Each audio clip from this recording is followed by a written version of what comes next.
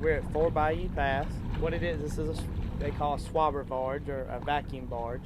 And they've got the boom stretched out, so as the tide is changing, coming in and out, going in and out, the oil collects in the boom, and then the guys take the vacs and suck it up into the vac tanks. The tank is set up to where it actually vacuums through the tank.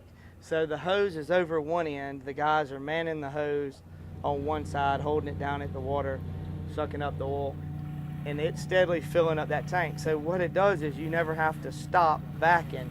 You know, we come empty this tank before it gets full, so that there is no downtime. They just can continue to vac throughout the day or into the night if needed be, if the oil was coming in that heavy. And then once this tank's full, they come from the other end, and another barge will pull up here and vac it out and haul it to Venice. From the Gulf is a main pass through here. And just a few days ago, I actually saw it here myself, and it was three miles long and 100 yards wide, and it was just piling in right here in the current. So if these barges are set up in those areas, this is the first line of defense, because this is where it gets stopped at before it ever gets time to get to the marsh. Here and the beach crew is the two first lines of defense. So we're right outside of Bay Jimmy. So the drum skimmers and the Schaefer vacs will go fill up, skimming or pumping the oil wherever they're at. And they'll come in here and tie up beside it, and the guys then run the hoses over into the barrels or the tanks on the boats, on the smaller boats that are going in the marsh and up in the little canals and stuff like that.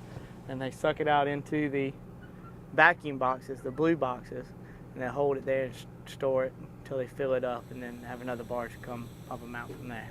Y'all have a nice one now. Yeah, you too. Vacuum barges have been great for the Schaefer vacs and the inland drum skimmers and stuff, is they can come, they don't have a lot of run time between where they're working, wherever that hot zone is that particular day, which changes from day to day.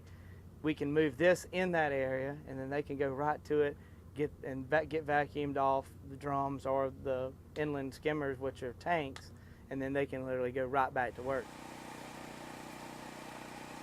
It's been unbelievable. The other day, we actually doubled our progress in one day by just moving this thing back out closer to them and in the area where it needed to be at. They doubled their production.